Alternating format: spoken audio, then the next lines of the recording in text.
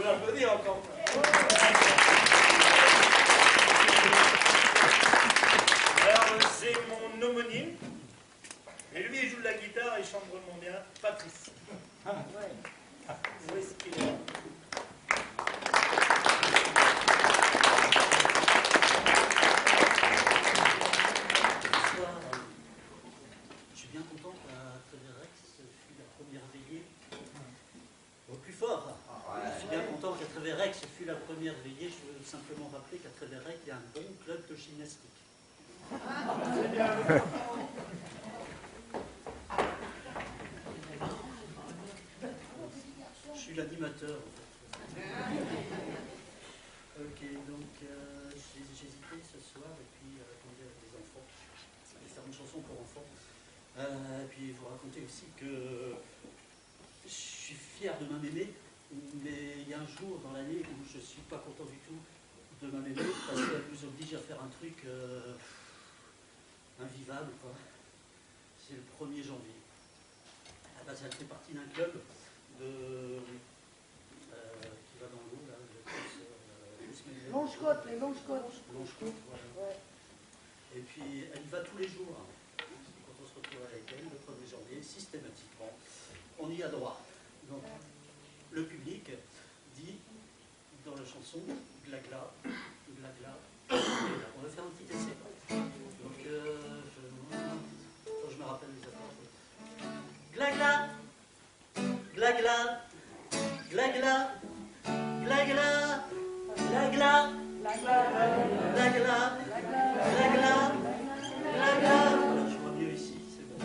Ça fait ensuite, ça repart. Et glag, glag, glag, glag, glag, glag, glag, glag, glag, glag, glag, glag, glag, glag, glag, glag, glag.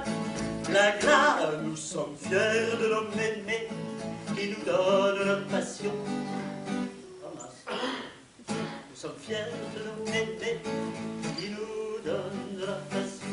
Ah bah c'est déjà un truc de moi. Glagla. Oui, glagla.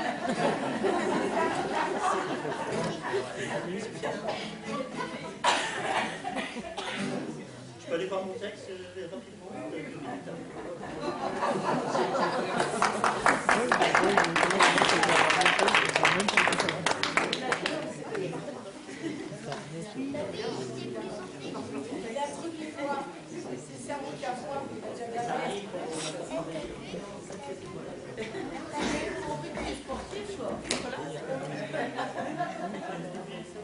pas mes lunettes.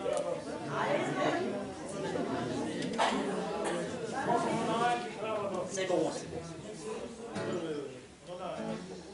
Fiers de nos méfaits qui nous donnent leur passion, libérés de préjugés moqueuses des traditions.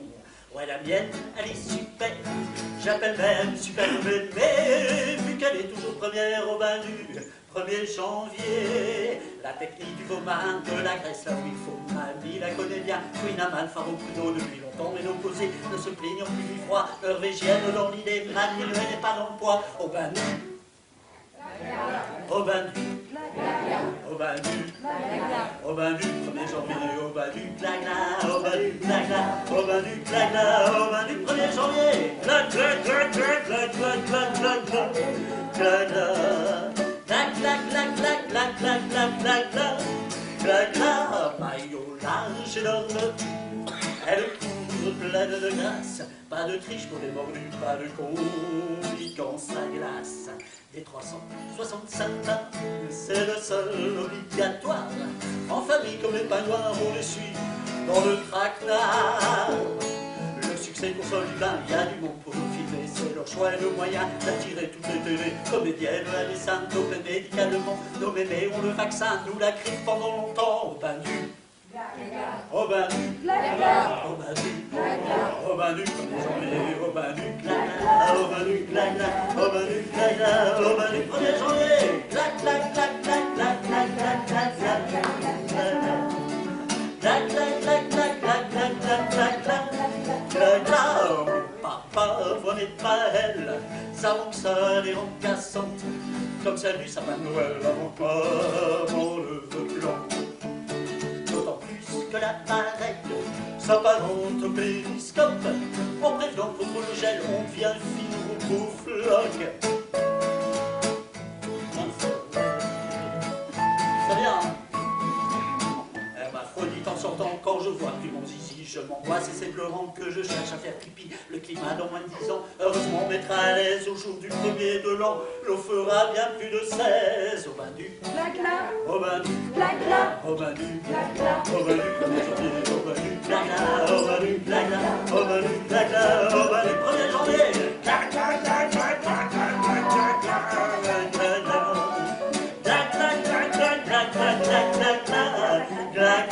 Essayez la prochaine fois la balnéothérapie. En hiver, pour les Minois, ça réveille, ça rend joli. Le retour à la vie saine rajeunit les primes instincts. Suivons les épicuriennes, pas de Viagra au conjoint. C'est ce qu'affirment nos mémés, séduisant les pas de seniors, les médias et les télés. Elles utiliseront leur corps vêtu d'un maillot ficelle, où on a son naturiste, du voile en visage tel. Elle est bonne et tout s'en finissent au bain du glagla, au bain du glagla, au bain du glagla, au bain du 1er janvier, au bain du glagla, au bain du glagla, au bain du glagla, au bain du 1er janvier, au bain du glagla, au bain du glagla, au bain du glagla, au bain du 1er janvier, au bain du glagla, au bain du glagla, au bain du glagla, au bain du 1er janvier.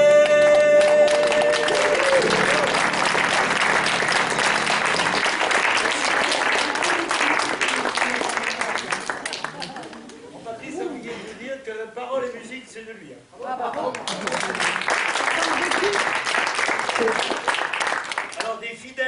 chez les fidèles de l'éveillé, Bernadette et Marie-Hélène. Oh.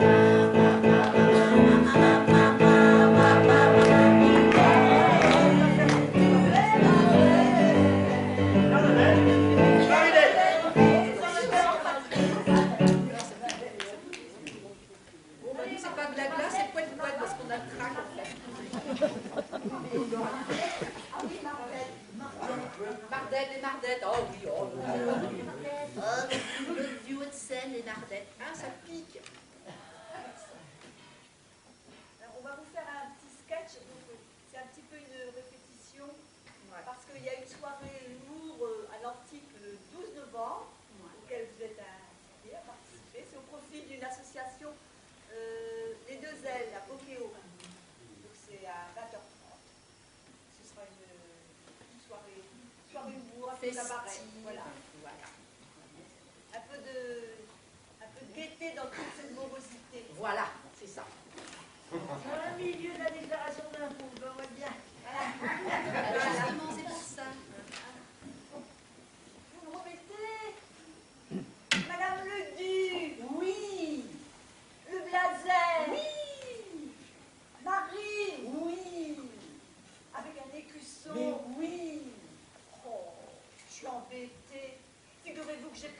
j'ai pas vérifié les poches de la veste de mon mari. Et là, c'est pas qu'il me dit qu'il a oublié 200 € dans la poche intérieure. Vous les avez pas trouvés? Oh, bah, remarquez, j'ai confiance. On va vérifier, Madame le Duc. Blazer, Oui, Marine, oui. Cocu. Mais non, avec un écusson. Ah, avec un écusson. Oui, eh bien, on va regarder dans la poche intérieure. Non, mais je ne vois rien. Ah, mais si, 20 €. C'est tout ce qui reste. Ah, bah vous savez, ça rétrécit. Ah, bah, oui, parce qu'on est au pressing, on l'a pas dit, alors forcément. Bon, on commence. Voilà, c'est pas au pressing, alors on va vous en faire une autre au pressing. Précise. Bonjour madame, je viens chercher ma robe de mariée, je dois me marier samedi et je n'ai pas le ticket. Avec votre mari? Oui, non, le ticket pour la robe. Mais ça doit pouvoir s'arranger, vous ne devez pas en avoir 50. Bah, comment ça? Mais j'en ai au moins 60. Ça se fait le mariage en ce moment. Elle était comment cette robe? Blanche. Ah, vous êtes toujours... Non, mais je veux me marier en blanc. Perdre le ticket de sa robe de mariée, c'est un signe, mademoiselle. Un bon signe? Non, un mauvais. J'ai déjà eu le cas. Quand on a retrouvé la robe, on n'a jamais pu remettre la main sur le mari. Oh, tu trouves ton ticket, connasse. Je suis en double fil, moi. Je ne vais pas passer de poireau toute la journée, hein. J'arrive! C'est lui le futur? Non, lui, je crois que ça va être le passé. Puis tout compte fait, vous pouvez garder la robe de mariée.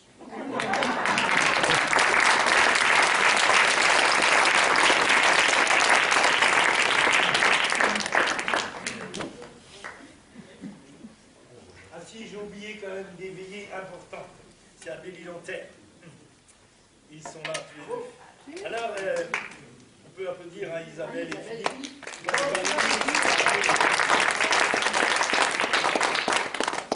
Ah ouais, là j'avais omis. Non, tu J'ai l'avais dit dit, Belle-Île-en-Terre, Patoche. je sais plus. Non, je l'ai dit. Non, tu l'avais dit. Alors, donc, elle vient, Isabelle, pour nous chanter quelque chose. Voilà. On peut applaudir.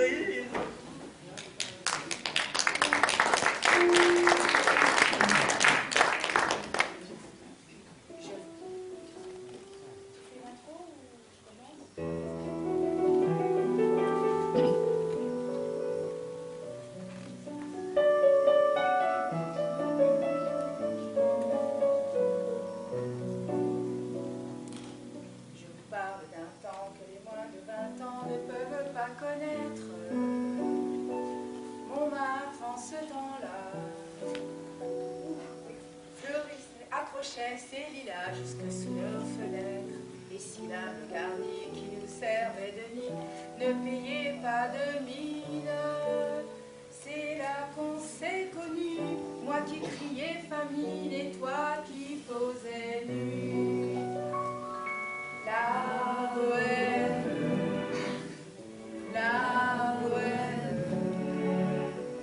ça voulait dire on est heureux. La bohème, nous ne mangions qu'un jour sur deux. Dans les cafés voisins, nous étions quelques-uns qui attendions la gloire. Et bien que miséreux, avec le ventre creux, nous ne cessions d'y croire. Et quand quelques bistrots, contre un bon repas chaud, nous prenaient une toile, nous récitions des vers groupés autour du poêle en oubliant l'hiver. La bohème, ça voulait dire tu es jolie. La bohème, et nous avions tous du génie. Souvent il m'arrivait devant mon chevalet de passer des nuits blanches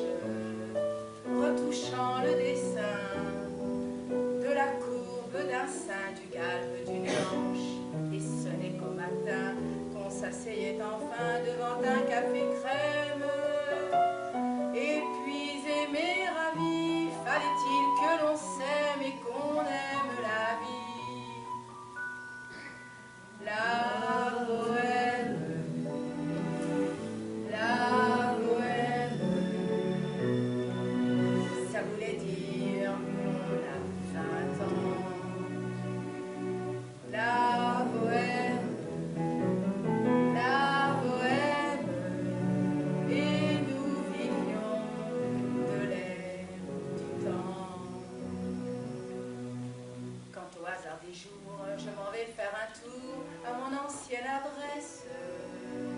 Je ne reconnais plus ni les murs, ni les rues qui ont vu ma jeunesse. En haut d'un escalier, je cherche l'atelier dont plus rien ne subsiste. Dans son nouveau décor, Montmartre semble triste et les lilas sont morts. La bohème, on était jeunes, on était fous. La bohème,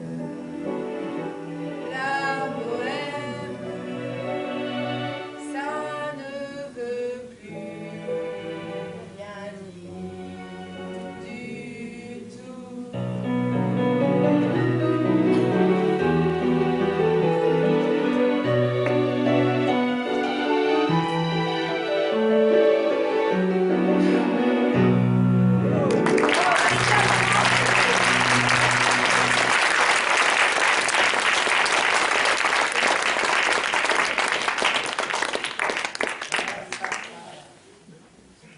On répète mieux c'est.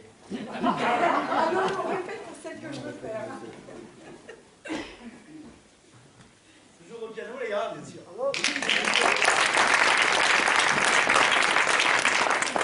Alors, donc, comme je disais tout à l'heure que l'éveillé, c'était de 7 à 77 ans, on peut même aller un petit peu plus loin. Elisabeth, comte, femme. On peut applaudir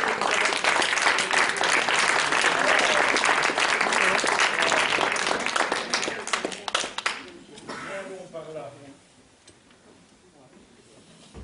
Bonjour. Voilà. Elisabeth, pendant très longtemps, je lui disais vous. Je lui disais Madame le tuto. Voilà. Et puis un jour, elle me dit, bah, arrête de me dire vous. Et j'ai fini par réussir à me dire tu. Et ce n'est que Lily. Voilà, Elisabeth, donc notre doyenne était de là. 27 ans de présence. Alors en 27 ans, on répète tous les vendredis, elle a loupé quoi 2-3 fois.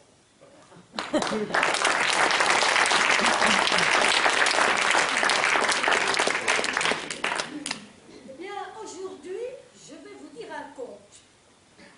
Un conte peut-être pas très moral. Quoique... Enfin, vous allez voir. Vous jugerez par vous-même. Ça se passe dans un ghetto. Vous savez ce que c'est qu'un ghetto?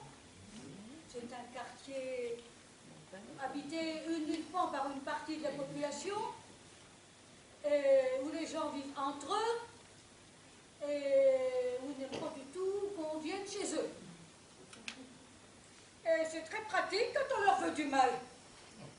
Comme ils sont dans leur quartier, on a vite fait de les attraper. Comme quoi, c'est pas forcément une bonne chose. Bref, dans ce ghetto, il y avait un très brave homme. Il s'appelait Moshe Log. C'est un nom un peu bizarre, c'est un nom juif. Et comme chez les juifs, les gens qui étaient vraiment, qu'ils aimaient bien, parce qu'ils étaient bons, parce qu'ils étaient formidables, on l'appelait Rabbi Moshe Log. Ah, mais ça le fâchait. Ne me dites pas Rabbi, je ne suis pas un saint homme. Je ne suis même pas capable d'arriver à l'heure à la synagogue. Alors, ne m'appelez pas comme ça, c'est ridicule. Et pourquoi est-ce que M. Rabbi Moshe Log n'arrivait pas à l'heure à la synagogue, c'est-à-dire à l'église?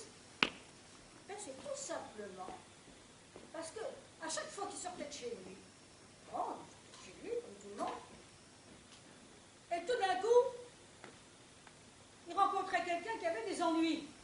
Par exemple, un jour, c'était le marchand d'état de saison qui avait, dont la carriole, vous savez, un marchand de légumes, il arrivait avec sa carriole, une voiture à bras, là, avec des légumes dedans, et puis il vendait dans la rue. Il y en avait un qui était passé trop vite et qui lui avait renversé sa carriole. Alors la carriole tombait d'un côté, les fruits de l'autre, et puis lui, il essayait de rattraper, de ramasser tout ça. Alors Moshe, bah attends un peu, je vais te donner un coup de main. Il l'aide à remettre sa carriole debout, à repousser ses fruits et ses légumes, et après ça, quand il arrive à la synagogue, ben, c'était trop tard. Et presque tous les jours, c'était comme ça.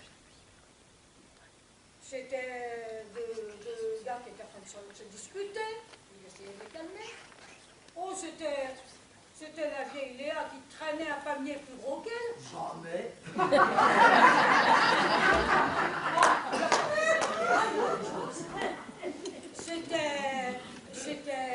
Oh, il y avait une petite fille qui pleurait toutes les larmes de son corps, elle avait perdu sa pièce et puis qu'elle ne la retrouvait pas. Alors il l'aidait à retrouver sa pièce. Il se mettait à quatre pattes pour l'aider à retrouver sa pièce.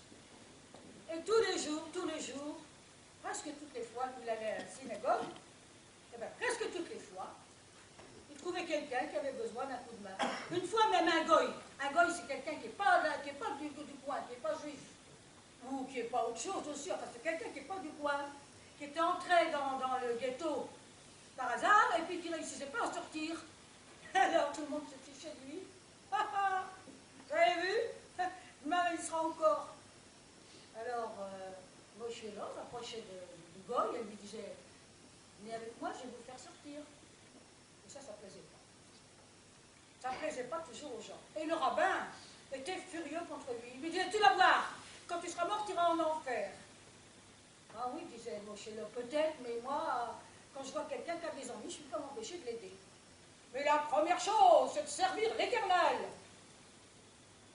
Ben oui, l'Éternel, il peut attendre. Tandis que celui qui a perdu sa voiture ou celui qui a des ennuis, il ne peut pas attendre. Et à chaque fois, c'était pareil. Alors, Moshe Lov s'est dit, bon, quand je serai mort, j'irai en enfer, tant pis. Et puis, le rabbin, qui était très âgé, est mort, je me et peu de temps après lui, il y avait la vieille Sarah. La vieille Sarah, c'était une vieille femme acariâtre, grognon, mais qui surtout était extrêmement méchante avec les jeunes filles. Elle était jalouse, sans doute. Et alors, quand elle voyait une jeune fille ou un garçon, comme ça, sur deux trottoirs qui se disaient bonjour de loin, elle faisait tout un roman feuilleton là-dessus, et puis elle en parlait à tout le monde.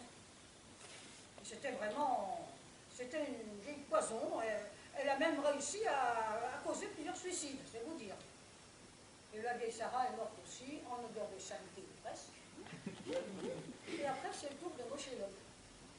Alors Moshe Lov, il arrive près du paradis, grand mur, il y avait des gens sur le mur, une grande porte très belle. Oh, qui se dit, est-ce que je ne veux pas aller là-dedans? Ils vont me remettre dehors, je ne vais pas les déranger. Allez, je continue. Puis il arrive devant une autre porte, la porte de l'enfer, bien sûr, grande ouverte. Ah oui, il entre. Oh là là. Une chaleur. Une chaleur. Et puis alors, il ne pouvait pas respirer tellement ça sentait mauvais. C'était horrible. Horrible. Alors il commence à aller et venir. Nom d'une pipe. Vous savez qui vit dans l'enfer là-bas? Le rabbin, en conversation avec la vieille Sarah. Oh, il se dit, je ne vais pas leur parler parce qu'ils ont l'air d'avoir honte. Je ne vais pas leur faire honte, ce n'est pas leur faute. Tant pis.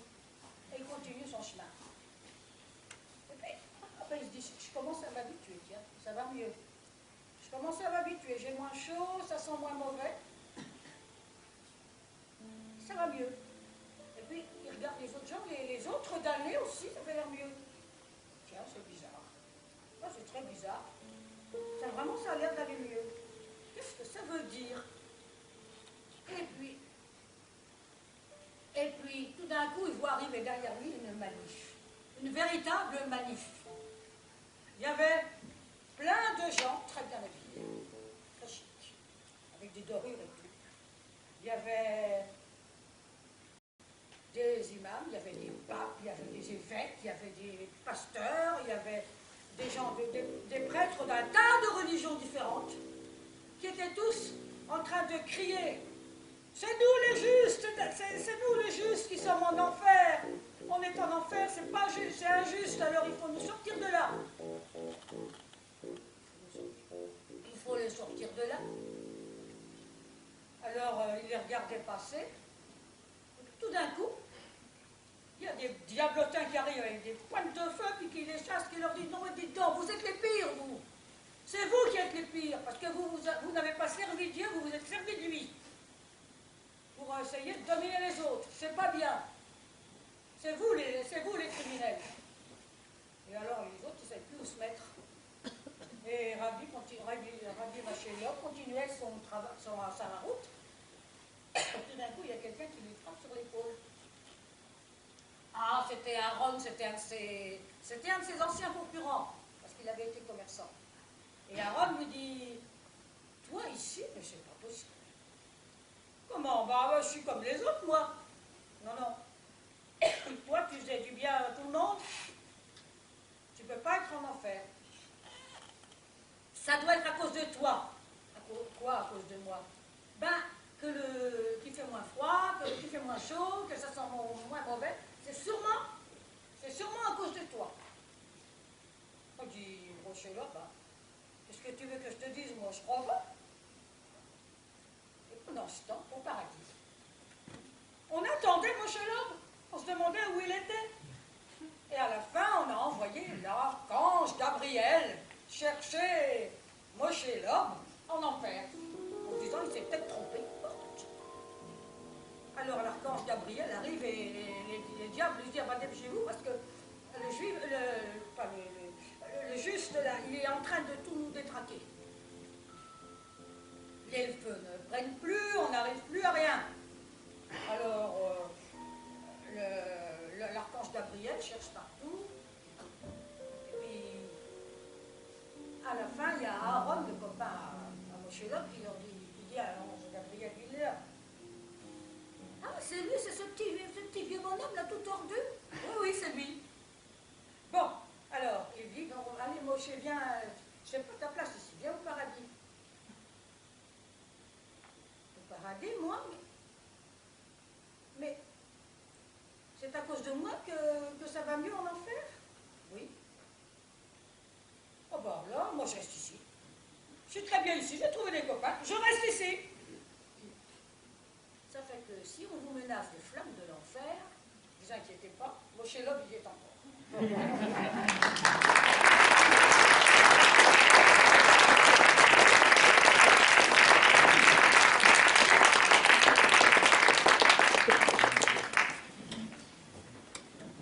Alors, je me demandais bien comment on grillait les châtaignes, moi je ne savais pas trop faire.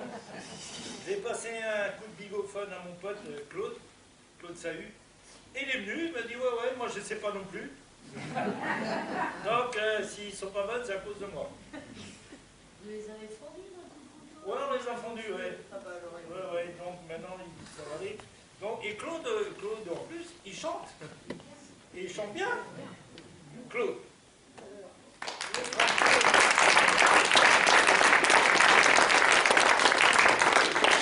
si, j'avais oublié aussi, il est chef tendeur de grillage. Et il est aussi auvergnat. Et ça se soigne pour. Donc, on va raconter ma vie, puis j'ai passé 2 jours là à Faune, carrément. Où ça? C'est loin. Ah, c'est loin. Donc j'avais prévu une chanson spéciale ainsi pour ce soir, et je vais essayer quand même. Je voulais pas, il y a 10 minutes je voulais pas, mais je vais essayer quand même. C'est une chanson qui est des circonstances, parce que c'est une chanson en hommage au cidre. Les châtaignes, le cidre, les pommes en ce moment, on va les ramasser une tonne ce matin. On va essayer ça. Soyez indulgents parce que la voix, je ne sais pas si elle va tenir jusqu'au bout. Voilà la bonne année que Dieu nous a donnée. Voilà la bonne année que Dieu nous a donnée. Voilà la bonne année que Dieu nous a donnée. Voilà la bonne année que Dieu nous a donnée. Nous a donné des pommes, du cidre en abondance, sachons le remercier de sa bonne providence. Nous a donné des pommes, du cidre en abondance, sachons le remercier de sa bonne providence. Les barriques et les fûts se sont tous renchéris, les barriques et les fûts se sont tous renchéris. Les barriques et les fûts se sont tous renchéris,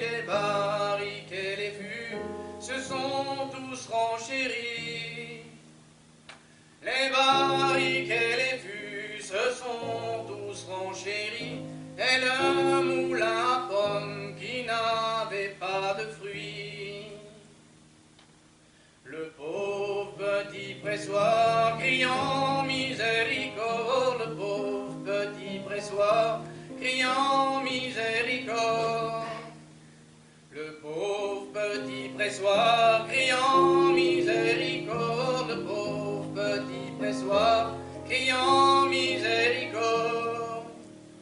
Le pauvre petit pressoir, criant miséricorde, desserrez-moi une fois, je servirai encore. Le pauvre petit pressoir, criant miséricorde, desserrez-moi une fois, je servirai encore.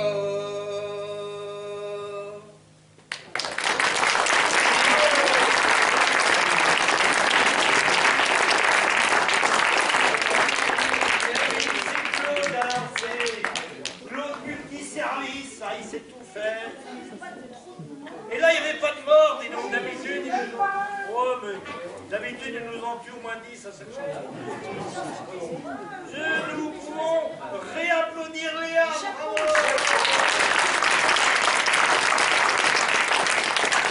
Ainsi donc, ça bique, non, ça chèvre. C'est pareil. C'est extraordinaire. S'achève donc